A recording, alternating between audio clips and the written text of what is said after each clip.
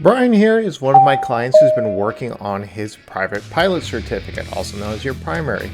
Lately we have been focusing on his cross-country training, but because of some delays, we're going to go back and work on some of the basics to shake off some rust and improve his skills.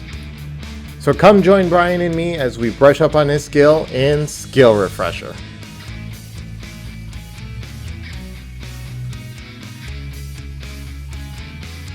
Skill Refresher is a series with Bryan and myself as we brush up on some skills and shake a little bit of rust off on the primary maneuvers. Something to note is I am not Bryan's first flight instructor, so he may do some things a little differently than what I normally teach. So be sure to hit that like, subscribe, and bell notification to be alerted when I come out with a CFI tips on how to handle a client who was originally trained by somebody else. We want to do 45? 45? Where's 45 on there? That's 20. 10, 20, that's 30. Alright. 45 for give a request. Alright, which one's the 45 here? That one's 45 there. Little dot? Yep, that's it. Alright. Let me get straightened out here. This one's 60 right there. Alright, let's get straightened out. Get trimmed up here. 5-4 record. Go 5. Key thing to remember about this is you want to turn first and then pull. Got to get turn, pull, a little bit of power. Pushing your airplane. Trimmed up. There we go. 180 horsepower one's 152, don't really need it. Good. Alright, gotta pull up. There we go. Just feel a little bit of G's.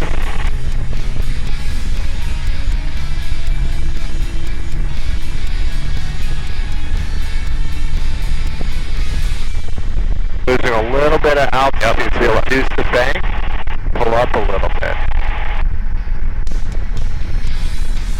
Don't forget to roll out. So there, right under there, yep, they help kind of snap it, roll it back a little quicker. Not really a snap roll, but kind of in between. That's been a while since you've done it, so I lost about 120. Yep, what's the standard? 100. Plus or minus 100, alright, so there's our goal. Alright, let's get back up at altitude and then approach bearing 650 here. Charlie's looking for lower when able. We'll go to the right. This one's a little trickier because you need to be on top of your rudder a little bit more because the rudder, that left turning tendencies of the engine's going to want to put your nose up in the air. So you're actually going to apply a little bit of right rudder, almost to keep the nose down on altitude. Trimmed up. There we go.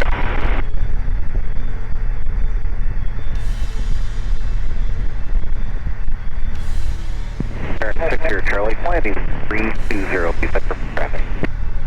320 for 6 here, Charlie. Much better.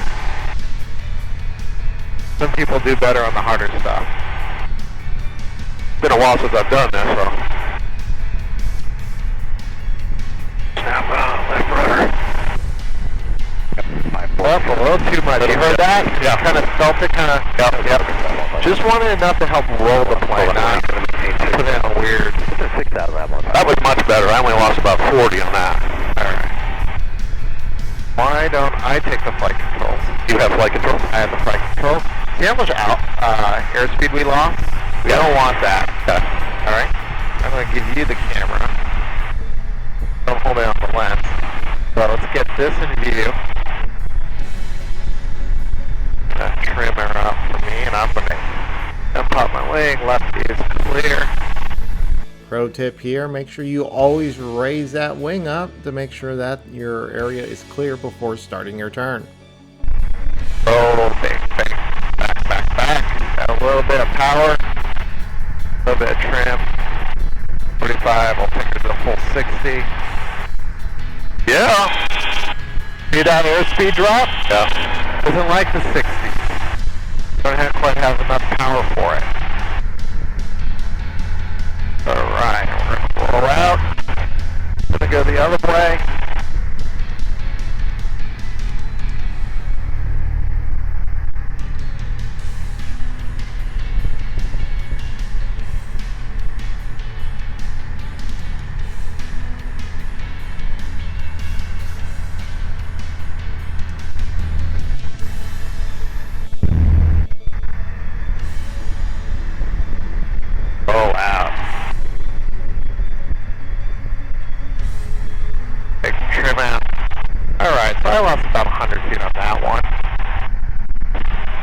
thing is, I didn't really look at my instruments that much. I just looked here, and then I checked my airspeed. But I didn't check my altitude the entire bit of that maneuver. So that kind of gives you an idea of... So you were checking more here, making sure more there, yeah. holding that. Yeah, so, and it shows you, like, you need to look at it. Right to the last 100 feet, and that's still within standards, but if you check it a little more often, it'll give you more feedback. But don't obsess over it.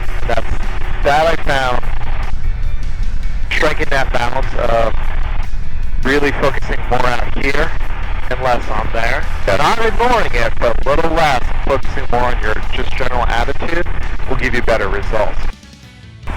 So when you're doing that steep turn, you know, I was like trying to hold, get this, but, and you're looking out here, of the side when you're turning, to the side you're turning. And well, when I turn, I look out here first, so I'll go to the right. Yep. I look out here, and then I start turning, and I'm looking for traffic is what I'm doing. Yeah.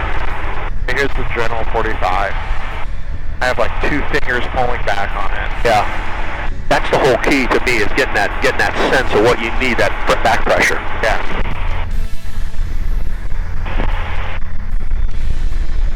I'm just looking around for traffic, and it helps me break that over-fixation that I can get within a particular instrument. Yeah, that's exactly what I was kind of doing at 200 right there, instead of looking out here. And once I get that feel, you're going to have that feel, and then you're going to get the sense whether you need power or not.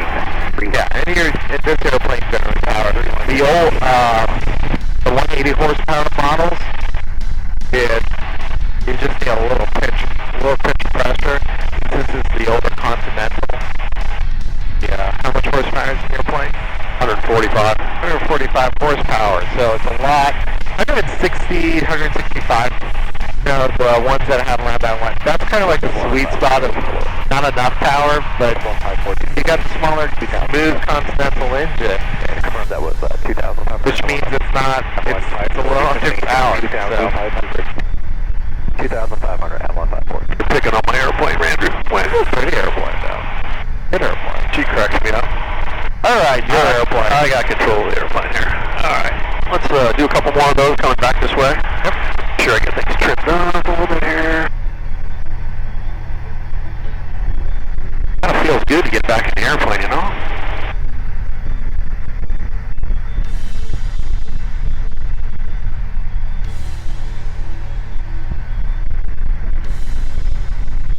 Okay, here we go to the left. Avalon 5-4. Nice good turn, right, center ground. Joe pod. The hold at Joe pod and click to a couple of turns and hold up at Eisenhower's traffic and then Doggone it. That's the Joe pod at 154.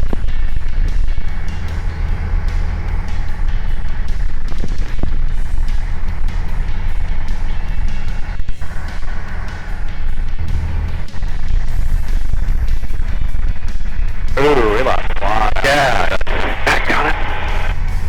Let's get back up to 310. Usually what happens when you notice you love the big altitude, it's that you did half of it right, and then you did something distracted you, or you started focusing on something else, and you didn't check it enough.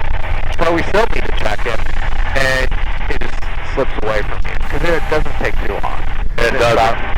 Within about 40 degrees of heading, or 45 degrees of heading for a quarter, you could lose 200 feet easily in that, if not more. Yeah, I felt more comfortable though, adding the power when I felt like I needed to, so that's good. Alright. We'll go to the right this time. Just trimmed up just a little bit here. Before we get too close to this.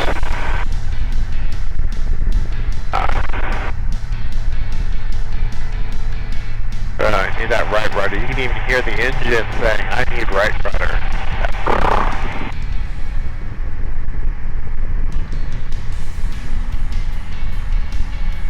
There we go, some nice healthy G. I'm seeing the altitude loss was part of that entry.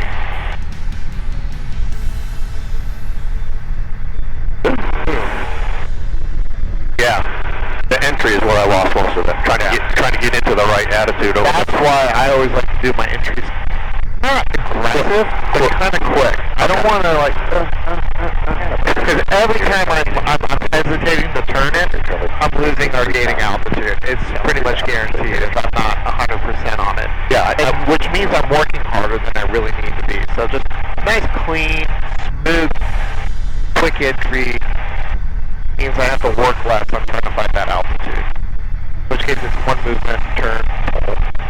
And then I'm kind of taking it out to prevent the overbanking. it's almost like I use commitment. You're committed to that. Yeah. You're going to that, and you're getting there. I'm going to go back to the south here, just so. All right, make sure we're pretty nose high about we're gaining some more altitude than what we want. Our 6 here, Charlie D on the lookout traffic in the pattern and right traffic. Thinking like the 150, we're like full power on it. Steep turn, so. 6 here, Charlie, looking for traffic. First time on 5-4 established. The reason we lose so much airspeed in there is because when we bank the plane, we have to increase our angle of attack by pitching the nose up in order to make up the lift that we lost that was holding the airplane up at altitudes. It's now at an angle. Some of that lift is holding the airplane up, the other part of that lift is turning the airplane. Going to tower for 6 here, Charlie. So we do lose a lot of, when we raise that nose up, we lose a lot of airspeed. So that's why we have to go add some power.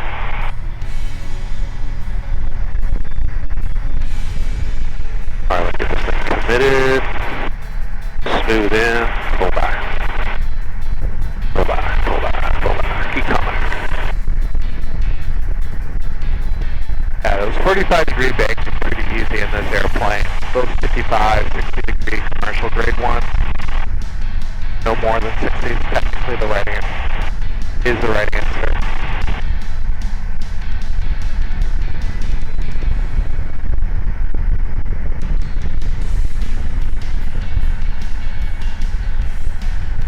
Too late, yeah. So why did you feel that little bump? Yep, that's your own wake that you flew through. Kind of cool when you get to do it. Right at the very end there, I noticed, that's why I lost all my altitude. And was that because I wasn't yanking enough? Yep. Not yanking, not holding enough back pressure. Don't like the word yank because it sounds like it's not very controlled. It's very knee-jerky. You want it Smooth. Let's go to the right this time. Let's try to be smooth here.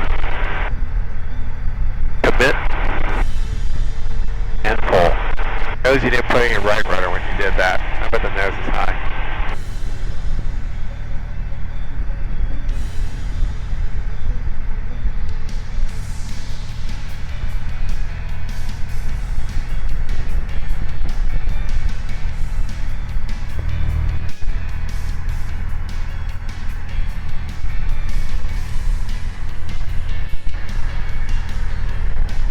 Of 154, Inigo was straight in on the approach now.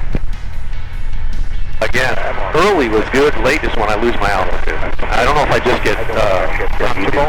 Yeah, and you start getting, you check out. You just check out, like, yeah, I got this. I got this. And then like, no you don't.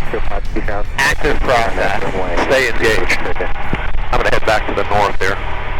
It's like watching kids. As soon as you check out, they stick their fingers in a blender or an electric socket. Clear the GPS 13 approaching. And check out with 154 affirmative. with kids and dogs sometimes. Okay.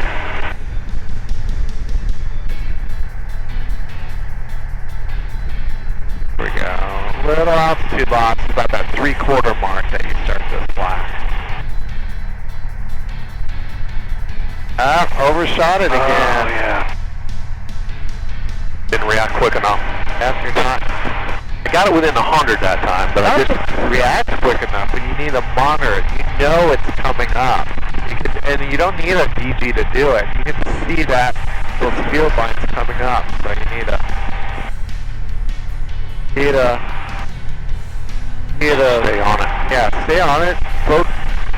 And keep the big picture. You know how we have that aviate, navigate, communicate. Well, it's kind of you need to prioritize. What's the most important thing doing steep turns? Looking outside, getting the general image.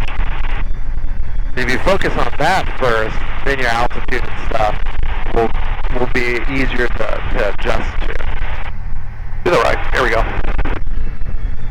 Still not putting that right rudder in. That's a little too late. You gotta do it at the same time to roll it in. Now you have a little too much. Nose is down. Oh, that's because you added the rudder too late. So you turned it and then you shoved the rudder, which pointed the nose downward. If you do it at the same time, then it keeps it coordinated.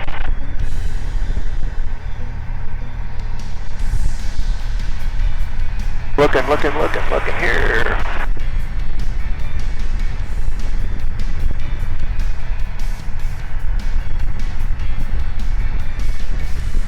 Right at 100.